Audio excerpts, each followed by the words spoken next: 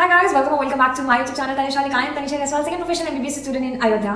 So आज इस video में जल्दी से देखना 2x की स्पीड में मैं कुछ ऐसी छोटी चीज़ें बताने वाली हूँ जिनकी छोटी चीज़ों की वजह से कुछ क्वेश्चंस गलत हो जाते हैं, कुछ क्वेश्चंस गलत होने का मतलब सिलेक्शन हो भी सकता है, नहीं भी हो सकता है। ये छोटे रीजन ना बच्चे बता नहीं पाते अपने पेरेंट्स को कि ऐसा कुछ हुआ था जिस वजह से मेरा सिलेक्शन नहीं हुआ, क्योंकि जब आपका सिलेक्शन नहीं होता है तो एवरीबडी थिंक्स दैट आपने पूरी साल मेहनत नहीं की है। तो यार जस्ट एक प्यारा सा वीडियो है, जल्दी से हर एक पॉइंट मेरे सुन लेना ताकि इसमें तुम कोई भी गलती ना करो। आई जस्ट वांट कि जो भी नीट एस्पिरेंट वो नीट का एग्जाम देने जा रहा है उसकी ना एग्जाम डे में ना टचवुड कोई गड़बड़ी ना हो, क्योंकि वो उससे ज़्यादा वर्स्ट और कुछ नहीं हो सकता, क्योंकि आप अपने पेरेंट्स को अपने आप को भी एक्सप्लेनेशन नहीं दे पाते हो। You just blame your luck that why this happened to me. So without any further ado let's get started. Point number 1, you have to remember that you have to give yourself a proper sleep of 8 hours before the examination. ठीक है, कितने बच्चे होते हैं ना कि last के एक दिन बच्चे यार कल तो एग्जाम है, आज तो मैं पूरी रात पढ़ने वाला हूँ। प्लीज़ वो गलती मत करना। इसको अगर मैक्सिमम स्पीड में विद ऑप्टिमम प्रोडक्टिविटी काम कराना है तो तुम्हें इसे रेस्ट देना ही पड़ेगा। Second point, relax your mind one day before the examination. You know what, हमें जब कहीं बाहर जाते हैं तो हम अपना मोबाइल चार्ज करके लेके जाते हैं ताकि वो ना अच्छे से काम करे। तो यार इसको काम कराना है भाई, रेस्ट दो, रिलैक्स दो, चार्ज करो ताकि कल वो 100 की स्पीड से 100% काम करे, चीज़ों को रिकॉल करे। जितना भी पुराना चीज़ें पढ़ा हो ना उसको रिकॉल तभी कर पाएगा जब वो रिलैक्स स्टेट में होगा। देखो यार, एग्जाम स्ट्रेस किसको नहीं होता है? एग्जाम स्ट्रेस रहता है 50%, बस 50% भी अगर तुम पहले से भी स्ट्रेस लेके आओगे एग्जाम स्ट्रेस में, वो 100% का प्रोडक्टिविटी नहीं हो पाएगा, वो 100% स्ट्रेस हो जाएगा। समझ रहे हो, पेपर खराब हो सकता है, तो ध्यान रखना। Third point that you have to remember is examination hall में बहुत ढीले कपड़े पहन के जाना। कभी हम लोग ऐसे टॉप पहन के चल जाते हैं तो गर्मी करता है, ठीक है। गर्म यार 3.5 घंटे पहनना है, 3.5 नहीं, 1 घंटे पहले जाओगे सेंटर पे तो 4.5 घंटे तुम्हें एक जगह पर बैठना है।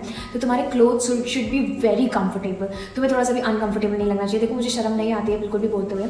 आई know about the girls, you have to wear that teenager वाला ब्रा और एनी वायर्ड ब्रा जिससे तुम्हें सफोकेशन होगा। You can wear sports bra जो कि बहुत हल्का होता है। In between the examination it might be possible that you get uncomfortable, you get suffocated due to anxiety. और क्या पता है यार, गवर्नमेंट के कॉलेजेस होते हैं, कुछ स्कूल्स होते हैं जिसमें फैंस तक नहीं होते। You never know about the centre, you have to be 100% you know कि नहीं मुझे तो ऐसे कंफर्टेबल वे में जाना है, एग्जाम देने जा रहा हूँ, घर के कपड़ों में जाओ, स्पोर्ट्स ब्रा डालो एकदम अच्छे से ताकि सफोकेशन ना हो। एक साइज बड़ा भी चलेगा, ठीक है, बस उससे प्रॉब्लम नहीं होना चाहिए। Because in examination if you feel uncomfortable you can touch it, you can अनहुक it and थोड़ा सा मतलब अनकंफर्टेबल हो जाता है इंसान, तो ये चीज़ का ध्यान रखना है। Fourth point, if you are a girl please wear pad अगर तुम्हारा पीरियड्स डे आसपास है तो, और प्लीज़ एक ना मेफ्टल के टैबलेट्स होते हैं for period cramps, please you can carry that. And अगर वो चेकिंग करते समय निकाल देते हैं तो तुम उधर किसी गार्ड को या किसी को थमा देना कि अगर तुम्हें ऐसा लगे कि तुम्हें क्रैम्प्स हो रहे हैं, क्योंकि वो कभी भी स्टार्ट हो जाते हैं, यू नेवर नो। एंड उस पीरियड पेन की वजह से you can't waste your 3.5 hours. So you can just inform the teachers, please keep it with yourself. If I'll need it, I can take it in between the examination if I feel like. Please ये चीज़ मत भूलना, pad लगाना बिल्कुल मत भूलना। तुम्हारा date ना हो तब भी लगा लेना, you never know. Before moving forward in the video, अगर आप इस लास्ट 2-3 दिन में बहुत ज़्यादा परेशान हो and you are not able to revise your whole NCERT through reading it, so I will really refer you to use this app called Memoneat, जिसमें 30,000 plus NCERT based questions है, and they have also claim that in NEET 2022 96 question out of 100 questions in biology is directly asked from this app and they have proved it too. So अगर तुम्हें time नहीं मिल रहा है to revise and read each and every line of bio NCERT, you can just go to this app and solve the questions with speed. and हाँ, I guess अगर तुम अच्छे से पढ़ोगे तो 1-2 दिन में तुम्हारा पूरा bio revise हो जाएगा।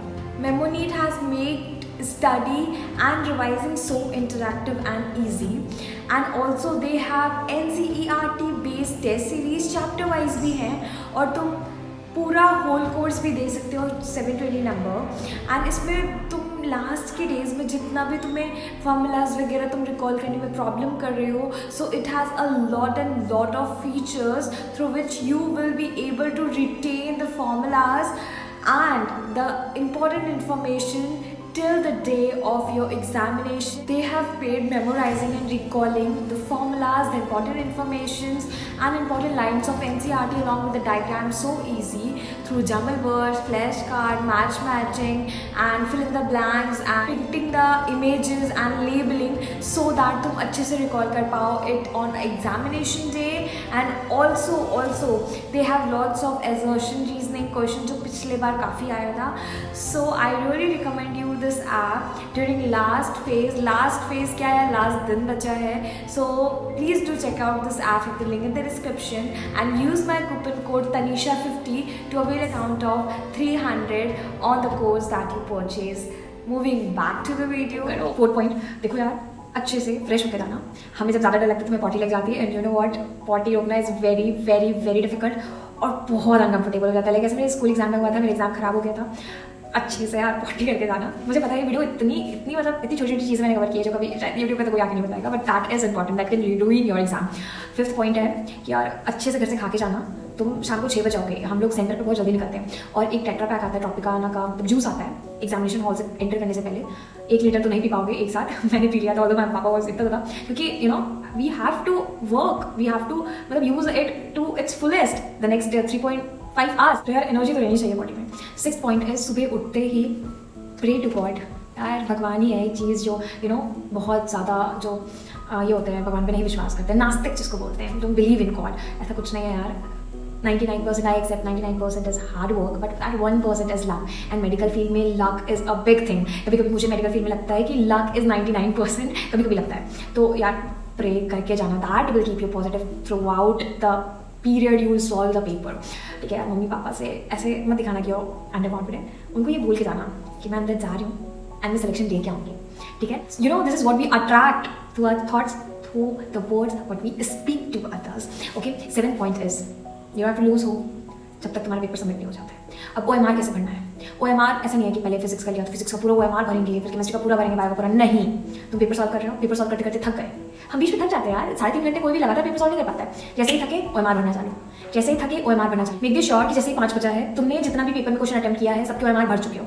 5 बजते ही तुम्हारा पूरा फोकस OMR शीट होना चाहिए. OMR शीट पूरा बढ़ लिया, उसके बाद जैसे जैसे क्वेश्चन सॉल्व करोगे वैसे वैसे तुम OMR फिल करते जाओगे. और एक तरीका बताती हूँ, देखो क्वेश्चन नंबर के जस्ट बगल में ऑप्शन लिख लो.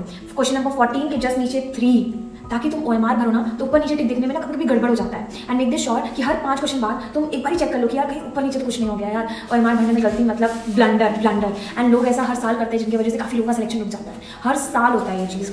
तो बेस्ट तरीका OMR भरते समय टाइम वेस्ट नहीं होता. सब क्वेश्चन पढ़ते हैं, हम देखते हैं कि किस पे टिक लगाएं, 2 पे लगाएं, 3 पे लगाएं, उसमें दिमाग नहीं लगाना है. यू वोंट बिलीव, अगर तुम एक क्वेश्चन में ना 0.20 सेकंड पे बचा लेते हो तो तुम 100 क्वेश्चन में कितना बचा लोगे. हर एक सेकंड मैटर करता है. 3 घंटे 20 मिनट का. 8 हाउ टू सॉल्व पेपर को बिल्कुल रैंडमली सॉल्व करना है. रैंडमली ऐसे क्यों बोल रही हूँ? ऐसे पहले तो सीरीज बताते हैं लोग, पहले केमिस्ट्री, पहले फिजिक्स, या पहले बायो फिर केमिस्ट्री फिर फिजिक्स. यार देखो मैंने तो बहुत रैंडमली पेपर सॉल्व किया था. मैंने पेपर खोला, जो क्वेश्चन मुझे आ रहा है तुरंत मैंने सॉल्व कर दिया. पता है कि इतने एग्जाम प्रेशर में होता है कि लाइन से 4 क्वेश्चन गलत देखा नहीं कि भाई paper is out of my औकात, आई वॉन्ट गेट सेलेक्टेड, मेरे से नहीं होगा. This rubbish thoughts. यार पता है तुम्हें ना शुरुआत के 50 क्वेश्चन में टफ दिखे ना तो भी ये होप बना के रखना कि 130 क्वेश्चन तो मुझे ईजी लगेंगे. कभी होप नहीं यूज़ करना है पेपर करते समय. तो मैंने तो रैंडमली मतलब मैंने कुछ 25 क्वेश्चन बायो का किया, क्योंकि मैं जब एक साथ करने लगती हूँ ना तो मेरे टाइम कैलकुलेट होता है. और बायो में 1 घंटे लग गए, अब तो बिल्कुल टाइम नहीं चाहिए. तुम पेपर को रैंडमली सॉल्व करोगे ना, तुम टाइम कैलकुलेट नहीं कर पाओगे, तुम्हारी स्पीड भी बनी रहेगी और तुम है ना कि तुम पैनिक भी नहीं होगे टफ क्वेश्चन देख के. ठीक है, तो पहले मेन फोकस देखो. रैंडमली करने का मतलब है नहीं कि पहले सेक्शन बी करने लगे. नो, पहले सेक्शन ई के जो मैंडेटरी क्वेश्चन है पहले वो करोगे. ठीक है, जैसे चलो मान भी लिया कि तुम लाइन से बायो कर रहे हो, पर बायो करते करते तुम्हें कुछ 2-3 क्वेश्चन टफ दिख गए, इमीडिएटली स्विच टू केमिस्ट्री के 5 क्वेश्चन करके फिर बायो में आ जाओ.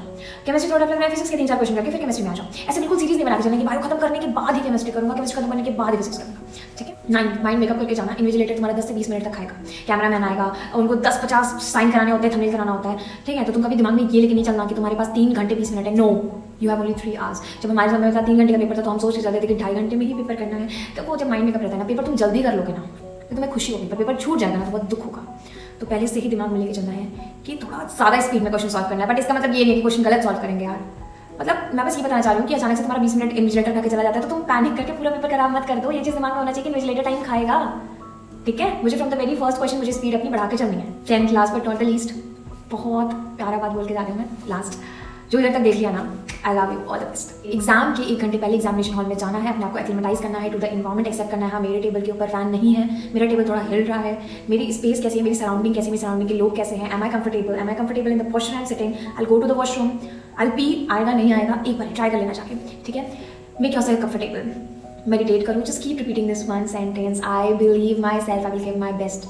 I trust on the hard work that I did. Keep taking deep breaths, relax your mind, train it so that it can give optimum productivity, it can recall everything that you have studied, every concept that you have learned. You have to train it to perform and be 100% productive during your paper. Meditate karo, pray karo, be thankful to yourself, be grateful to God. Okay, that makes you positive, that radiates positive energy from you. Okay, and paper जब तक खत्म नहीं हो जाता है तब तक हार नहीं मानना. I still remember that 2 question जिसकी वजह से मैं इधर बैठी हूँ. मेरे पास 5 मिनट बचे थे सिर्फ, एंड आई वाज लाइक मेरा इस साल सिलेक्शन रुक जाएगा. बिल्कुल I was at the verge of giving up, and मैं अंदर इतने बार before starting of the paper I just repeated, I believe myself, मेरा ही सिलेक्शन होगा और मेरा होके रहेगा. Once it is fixed for me.